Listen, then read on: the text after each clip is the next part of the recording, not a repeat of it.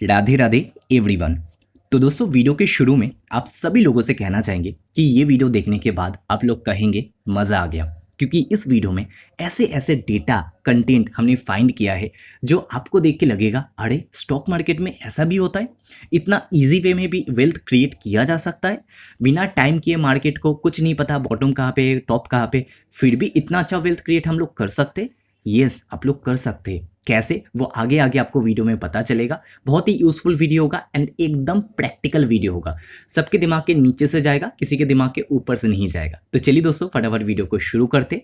Video को अभी like करने की ज़रूरत नहीं है। अगर आपको कंटेंट अच्छा लगे तो ही जाके आप लाइक कीजिएगा लास्ट में। ओके, तो सबसे पहला जो डेटा है ये मल्टी बैगर स्टॉक, ये जो एक ट्रेंड है ना, इसके बारे में बताता है। मतलब कब गूगल में जाके जो सर्चिंग है वो बढ़ जाता है मल्टी बैगर स्टॉक्स के लिए। तो अगर आप नॉर्मली भी सोचेंगे तो जब बुल मार्केट चल रहा होता है, जब बहुत सारे स्टॉक अच्छे रिटर्न दे रहे होते हैं, जब मल्टी बैगर्स बनते हैं, मल्टी बैगर रिटर्न दिखते हैं, तो ऑब्वियस सी बात है कि तब मल्टी बैगर का जो सर्च है, मल्टी बैगर वर्ड का जो सर्च है वो गूगल में काफ़ी बढ़ जाता है।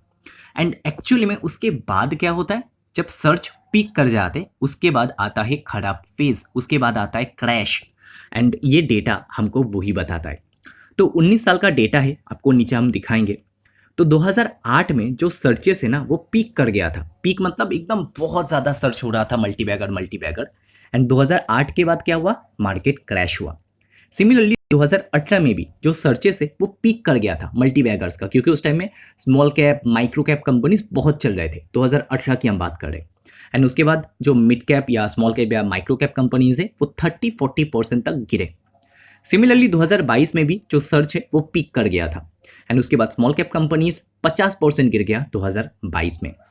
एंड ठीक इसका जब उल्टा होता है, मतलब सर्च एकदम होता ही नहीं है, जैसे कि 2013 में हुआ था, कोई सर्च ही नहीं कर रहा था मल्टी बैगर्स के लिए। एंड उसके बाद अगला 4 साल वो गोल्डन पीरियड था इन्वेस्ट करने के लिए स्मॉल कैप्स में। सिमिलरली 2019 से लेके 20 मार्च तक कोई इंटरेस्ट नहीं दिखा रहा था मल्टी बैगर्स का, क्योंकि खराब फेज जो चल रहा था ये वाला 2018 के बाद एक खराब फेज चल रहा था, 30-40% का गिरावट चल रहा था, तो कोई सर्च नहीं कर रहा था। उसके बाद क्या हुआ, उसके बाद next leg of bull run शुरू हुआ 2020 क्रैश के बाद। एंड देन बड़ा रिटर्न बना, मल्टी बैगर बना। तो सिमिलरली करेंट ट्रेंड क्या है, करेंट ट्रेंड ये है कि अभी 2026 में मल्टी बैगर का सर्च, इस टाइम पे जब हम वीडियो बना रहे हैं, अभी हम अप्रैल में हैं, तो मल्टी बैगर्स का सर्च बहुत कम हो गया है। एंड इसके बाद क्या होने का पॉसिबिलिटी है, जब जीरो इंटरेस्ट होता है, जब कोई सर्च नहीं करता, उसके बाद एक गोल्डन पीरियड शुरू होता है, उसके बाद एक अच्छा समय शुरू होता है। अभी किसी का इंटरेस्ट नहीं है, क्योंकि रिटेल लोग परेशान हो गए, वो सोच सोच के परेशान हो गया कि अभी क्या करें, पोर्टफोलियो के साथ लॉसेस दिन ब दिन बढ़ते जा रहा है। तो इस वजह से अभी समय है मल्टी बैगर्स को देखने का, ढूंढने का, राइट। अभी मैं आपको डेटा दिखाता हूँ। तो ये जो डेटा है ना, ये आपको बताता है कि मल्टी बैगर का सर्च कब कब पीक हो गया था। जैसे कि इधर पे पीक हो गया था 2007 दिसंबर में। एंड देन 2008 में क्या हुआ, क्रैश। उसके बाद 2010 में पीक हुआ, 2018 में पीक हुआ, उसके बाद क्रैश, 2022 में पीक हुआ, उसके बाद क्रैश। बट अभी क्या हम पीक में हैं? नहीं, अभी क्रैश हो चुका है, अभी मल्टीबैगर सर्च नहीं हो रहा है। एंड जब नहीं हो रहा है, अभी हम ये वाले जोन पे है। एंड ऐसा ही हम 2016 के लेवल पे आ गए थे, 2019 में ऐसे लेवल पे आ गए थे। तो जब ऐसे लेवल पे आ जाते हैं तो उसके बाद क्या होता है, 2019 के बाद क्या हुआ, 2019 के बाद एक बड़ा रैली देखने को मिला, मल्टीबैगर्स उसके बाद बने। मतलब अभी भी इसके बाद मल्टीबैगर रिटर्न्स हमको बनते हुए दिखेंगे। वो कल से बनेगा, वो 1 महीने बाद से शुरू होगा बुल रन, वो किसी को नहीं पता। बट अभी समय बहुत अच्छा है। इसके बाद दोस्तों एक स्टोरी मैं आपको बताने वाला हूँ। ये स्टोरी है इंडिया का अनलकीस्ट इन्वेस्टर का। अनलकीस्ट का क्या मतलब है, अनलकीस्ट का मतलब है दोस्तों कि अगर आप 35 ईयर्स का डेटा उठा के देखेंगे, लास्ट 35 साल का डेटा उठा के देखेंगे, तो एक ऐसा इन्वेस्टर है, पकड़ लो, जिसका नाम है एक्स। ओके, तो ये एक इन्वेस्टर है जिनका नाम है एक्स। तो ये एक्स इन्वेस्टर जो है ये क्या करता है, ये करता है कि उस साल का, मतलब कोई भी साल पकड़ लो 35 साल में, तो उस साल का जो एकदम पीक होता है, मतलब एकदम जो 52 वीक हाई होता है, वहां पे जा जाके निवेश करता है। ओके, ये हम एक स्टोरी पढ़ रहे हैं जस्ट एक डेटा को समझने के लिए। तो एक ऐसा इन्वेस्टर है, मान लो आप या मैं। तो मैं क्या करता हूँ कि मैं 2008 पकड़ लो या 2013 पकड़ लो, 2014 पकड़ लो, कोई भी साल पकड़ लो, उस साल का जो हाईएस्ट लेवल होता है निफ्टी का या सेंसेक्स का, तो मैं वहाँ पे जाके निवेश करता हूँ। निफ्टी छोड़ दो, क्योंकि निफ्टी उतना पुराना नहीं है, आप सेंसेक्स पकड़ लो। तो सेंसेक्स का जो 52 वीक हाई है वहाँ पे जाके मैं क्या करता हूँ, 1-1 लाख का इन्वेस्ट कर देता हूँ। तो आज 2014 है, आज इस साल का जो टॉप है वहाँ पे जाके 1 लाख का इन्वेस्ट कर दिया। सिमिलरली 2015 का जो टॉप है 52 वीक हाई है, वहाँ पे जाके 1 लाख का इन्वेस्ट कर दिया। सिमिलरली जो 2016 का 52 वीक हाई है वहाँ पे जाके 1 लाख का इन्वेस्ट कर दिया। तो ऐसे करते करते मैं 35 साल तक 1-1 लाख इन्वेस्ट करता गया। टोटल मेरा इन्वेस्टमेंट कितना बना, 35 लाख का इन्वेस्टमेंट बना। सिंपल। अब तक पता है ये जो अनलकीस्ट इन्वेस्टर है इसने भी कितना रिटर्न जनरेट कर लिया लॉन्ग टर्म में। तो इस इन्वेस्टर ने भी लॉन्ग टर्म में 3 करोड़ का वेल्थ जनरेट कर लिया, जिन्होंने एकदम खराब से खराब समय में निवेश किया। अनलकीस्ट इन्वेस्टमेंट या इन्वेस्टर आप बोल सकते हो, उसने भी 10.5% का रिटर्न जनरेट कर लिया, वो भी एक इंडेक्स में निवेश करके। सिंपली ना कोई स्टॉक का स्टडी, ना कोई झंझट कि मैनेजमेंट फ्रॉड करेगा या क्या करेगा, सिंपल एक इंडेक्स में निवेश करके 10.5% का रिटर्न उसने बना लिया एंड 3 करोड़ का वेल्थ उसने क्रिएट कर लिया over the 35 years of period.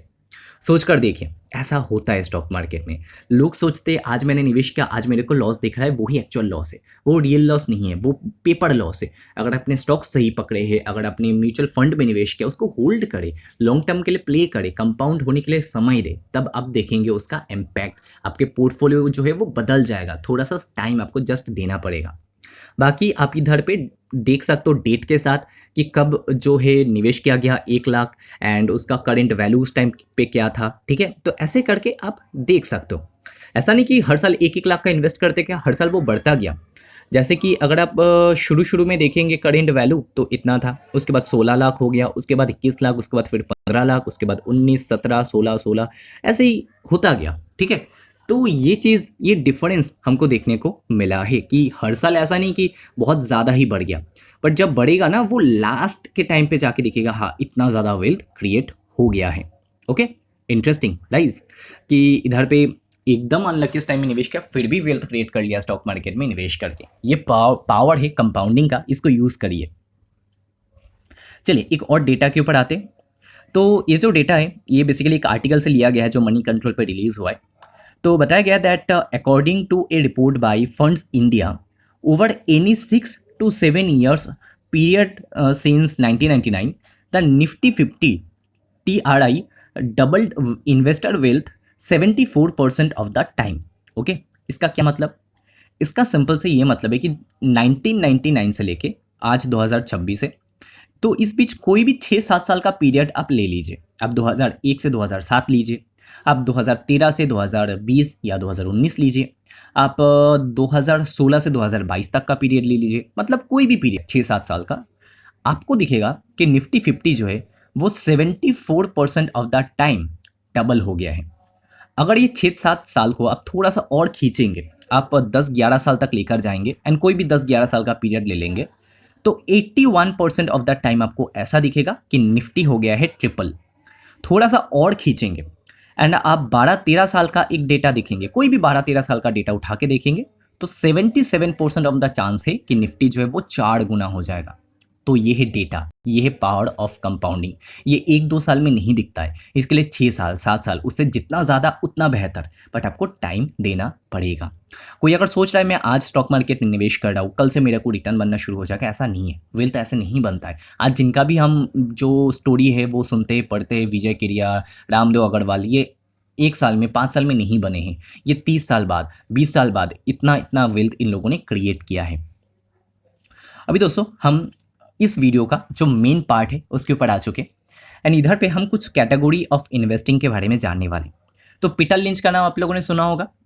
तो पीटर लिंच ने टोटल 6 कैटेगरी के जो स्टॉक्स है वो हमारे साथ शेयर किया कि इस कैटेगरी में स्टॉक्स जो है ओवरऑल यूनिवर्स के जितने भी कंपनीज है वो ये 6 कैटेगरी के अंदर आ जाते हैं कहीं ना कहीं पे। ओके, तो वो 6 कैटेगरी क्या क्या है? Fast growers, stalwarts, slow growers, cyclicals, turnarounds and asset plays. मैं हर एक जो सेगमेंट है ना उसका एक एक करके एग्जाम्पल आपके साथ शेयर करने वाला हूँ कि कौन से स्टॉक कौन से कैटेगरी में आता है एंड कैसे आता है, आपको कौन सा जो कैटेगरी है वो ज़्यादा रिटर्न बनाने में मदद करेगा। ठीक है, तो वीडियो अगर अब तक अच्छा लग रहा है लाइक कर सकते हो, क्योंकि आप लोग बाद में भूल जाएंगे। चैनल पे फर्स्ट टाइम हो, ऐसे टाइप के कंटेंट तो और मिलने वाले हैं, तो चैनल को जस्ट 1 महीने के लिए सब्सक्राइब करके देख सकते हो। एंड दोस्तों, अगर किसी को डेली बेसिस पे स्टडी रिपोर्ट, रिसर्च रिपोर्ट चाहिए, लेटेस्ट वाला जो भी रिलीज होता है, तो आप प्राइवेट लर्निंग ग्रुप जो टेलीग्राम पे, उसको भी ज्वाइन कर सकते हो। कैसे ज्वाइन करना नहीं पता, आप यूट्यूब कम्युनिटी पोस्ट चेक कर सकते हो, इस वीडियो के नीचे कमेंट करके पूछ सकते हो, या तो मेन टेलीग्राम ग्रुप पहले ज्वाइन कर लीजिए, उस ग्रुप के भी पिन पोस्ट में हमने दे रखा है, एंड उस ग्रुप का लिंक डिस्क्रिप्शन में, मेन टेलीग्राम ग्रुप का लिंक। अभी दोस्तों इधर पे थोड़ा सा नीचे आ जाए तो भी आप देख पाएंगे fast grower, stalwarts, slow growers, cyclicals and turnarounds and asset plays. तो एक एक करके एग्जांपल आपको देते हैं। तो सबसे पहला वाला क्या है, फास्ट ग्रोअर, मतलब जिनका अर्निंग ग्रोथ काफ़ी फास्ट आता है। उसके लिए हम एग्जांपल के लिए यूज़ करने वाले हैं पॉलीकैब को। पॉलीकैब का मार्केट कैप काफ़ी बड़ा है, लार्ज कैप है, 1 लाख करोड़ का मार्केट कैप है, बट स्टिल ये कंपनी जो है काफ़ी फास्ट ग्रोथ ला रहा है। जैसे कि सेल्स 46% ऊपर लास्ट क्वार्टर, एंड प्रॉफिट 35% ऊपर। मतलब एक फास्ट ग्रोइंग कंपनी इसको बोल सकते हैं, क्योंकि इतना ग्रोथ बिजनेस में लाना बहुत बड़ी बात है, एंड वो भी इतने बड़े स्टेज के ऊपर, इतना बड़ा बेस के ऊपर, इतना बड़ा रेवेन्यू प्रॉफिट साइज के ऊपर अगर ये ग्रोथ ला रहा है, बढ़िया कर रहा है कंपनी, फास्ट ग्रोथ ला रहा है। हाँ, अभी कभी कभी ये जो अनसर्टेनिटी क्रिएट हुआ है, ग्लोबल टेंशन, उसके चलते इधर उधर ग्रोथ हो ही सकता है, कम हो सकता है, ज़्यादा हो सकता है, बट ओवरऑल अगर आप 5 साल का भी एक सीएजर पकड़ के चलेंगे, देख के चलेंगे, तो भी आपको दिखेगा कि 20% के ऊपर का ही रहा है प्रॉफिट ग्रोथ। मतलब फास्ट ग्रोथ वाला कंपनी आप इसको बोल सकते हो, ठीक है। तो पॉलीकैब जैसे कंपनी में पैसा बनाना वो थोड़ा सा इजी हो जाता है बाकी कंपनियों से। तो पॉलीकैब कौन से कैटेगरी में आता है, पॉलीकैब आता है फास्ट ग्रोअर्स के कैटेगरी में। अभी नेक्स्ट पॉइंट या नेक्स्ट कैटेगरी कौन सा है, स्टॉलवर्ड्स का। स्टॉलवर्ड्स में आते हैं वो कंपनीज जो थोड़ा सा मैच्योर टाइप के हो चुके हैं, एंड जो कंपनीज का जो ग्रोथ है उतना नहीं आता है, ठीक ठाक ग्रोथ आ जाता है, ठीक ठाक रिटर्न बना के देते। एंड उसके लिए हमने यूज़ किया है एग्जांपल मैरिको कंपनी का। ये स्टॉलवर्ड कैटेगरी में आते हैं। कैसे, देखिए, मैरिको का भी मार्केट कैप 1 लाख करोड़ है, एंड मैरिको का अगर हम ग्रोथ देखें तो वो आपको पॉलीकैब जैसा नहीं दिखेगा। Sales growth 26% last quarter, and मैं कहूँगा कि लास्ट क्वार्टर से अच्छा, क्योंकि क्वार्टर तो किसी भी कंपनी का अच्छा आ सकता है, लास्ट क्वार्टर से अच्छा आप सीएजर वाला देखिए नंबर। तो सीएजर अगर देखेंगे तो कंपाउंडेड प्रॉफिट ग्रोथ 10 साल का 11%, 5 साल का 9%, 3 साल का 10%, ओवरऑल एक 10% के सीएजर से ग्रो हुआ है कंपनी का प्रॉफिट।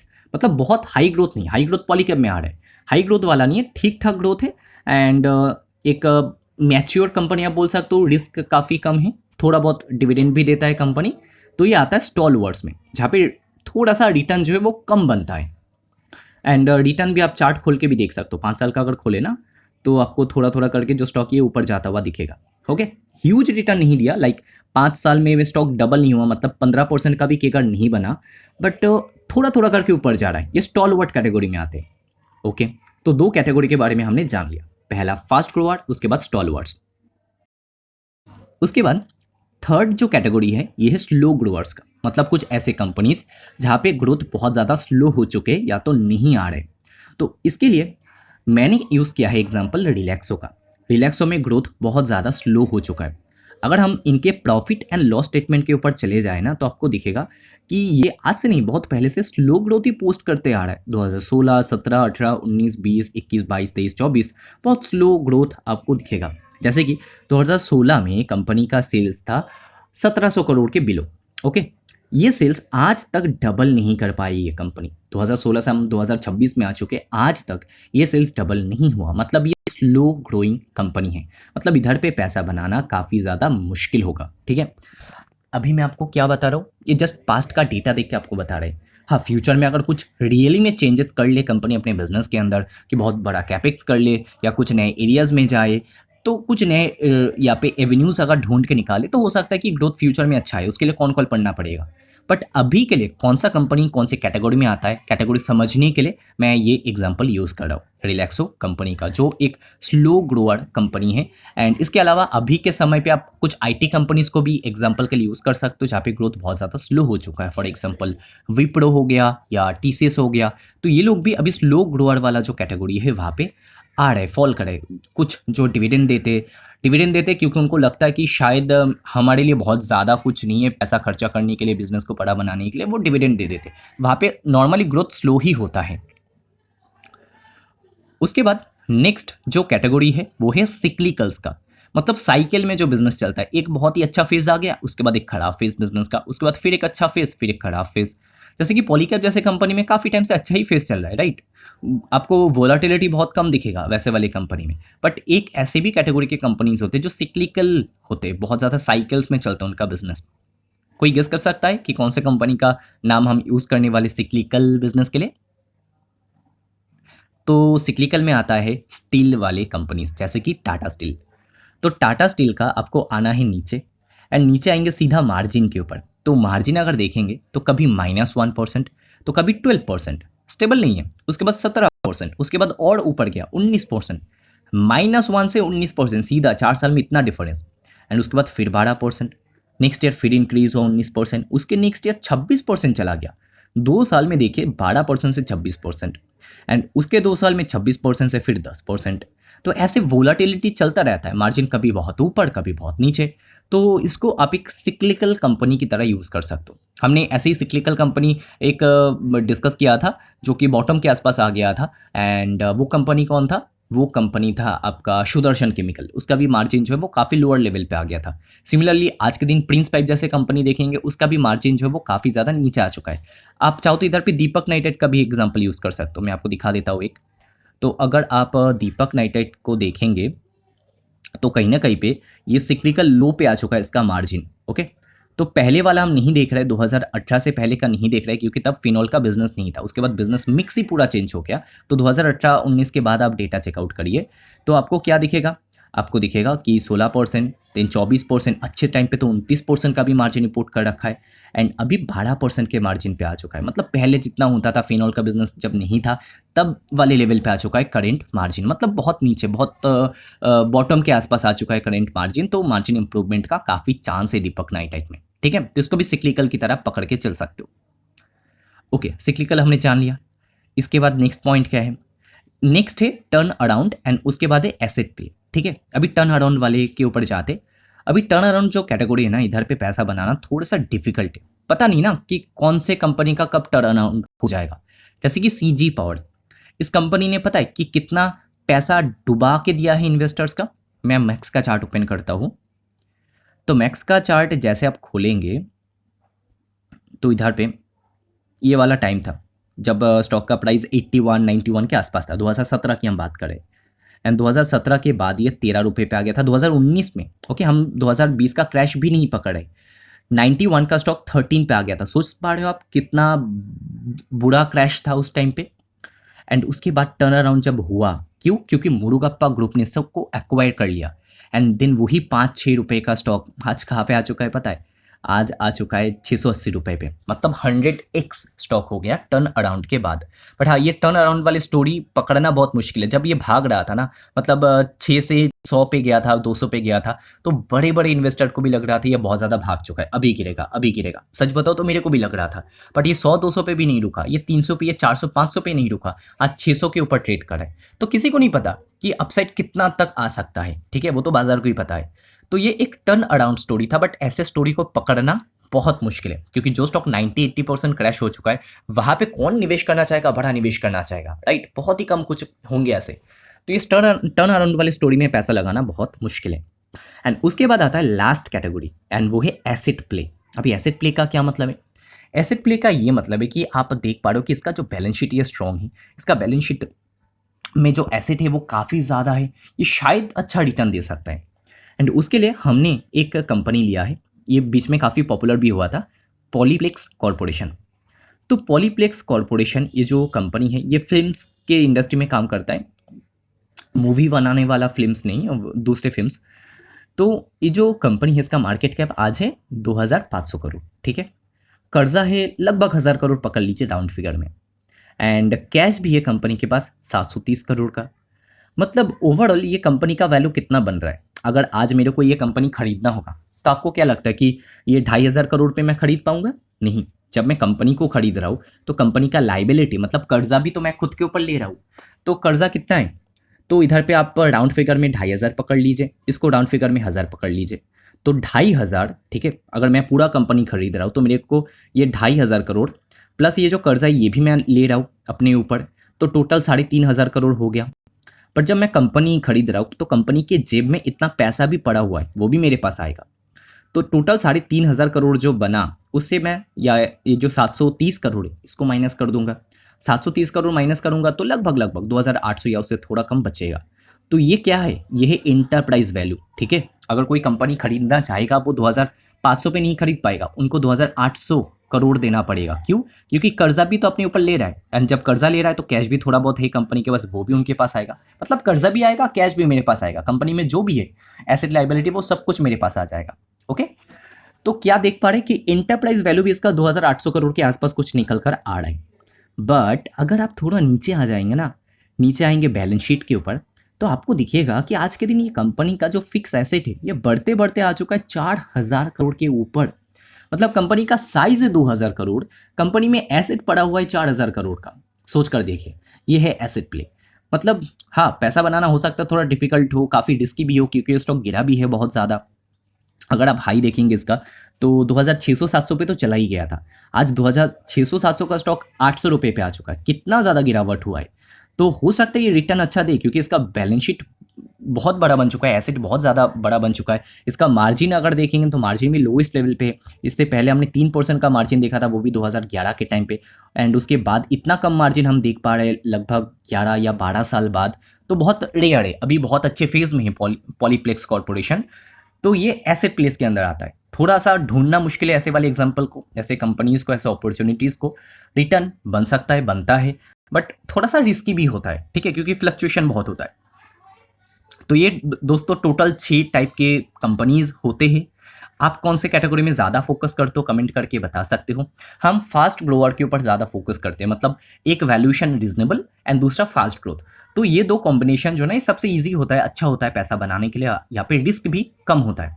बाकी टर्न अराउंड्स में रिस्क बहुत होता है, सिक्लिकल्स में रिस्क काफ़ी होता है, क्योंकि आप टाइम नहीं कर पाते हो सकता है आप 100 पे निवेश करें, 200 का स्टॉक था, आपने देखा 100 पे 50% गिर गया, निवेश कर दिया, उसके बाद 100 का स्टॉक 75 पे आ सकता है, 50 पे आ सकता है, तो रिस्की होता है। टर्न अराउंड में तो रिस्क है, एसेट प्ले में भी थोड़ा रिस्क है, तो हर जगह में रिस्क है। फास्ट ग्रोअर में रिस्क थोड़ा कम होता है, तो हम इस सेक्टर के ऊपर ज़्यादा फोकस करते हैं, इस सेगमेंट के ऊपर ज़्यादा फोकस करते हैं।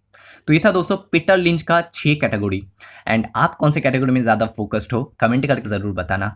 वीडियो कैसा लगा ओवरऑल प्लीज़ कमेंट करके ज़रूर बताना। आप लोगों का कमेंट मुझे बहुत अच्छा लगता है पढ़ के, एंड मोटिवेशन मिलता है अंदर से, तो कमेंट करके बताना ज़रूर, थोड़ा सा टाइम निकाल के। ठीक है, अभी अगर वीडियो अच्छा लगा है, वीडियो के एंड में आ चुके, वीडियो को लाइक कर सकते हो। चैनल पे फर्स्ट टाइम हो तो जस्ट 1 महीने के लिए सब्सक्राइब करके देख सकते हो। आई होप कि आप डिसअपॉइंट नहीं होंगे।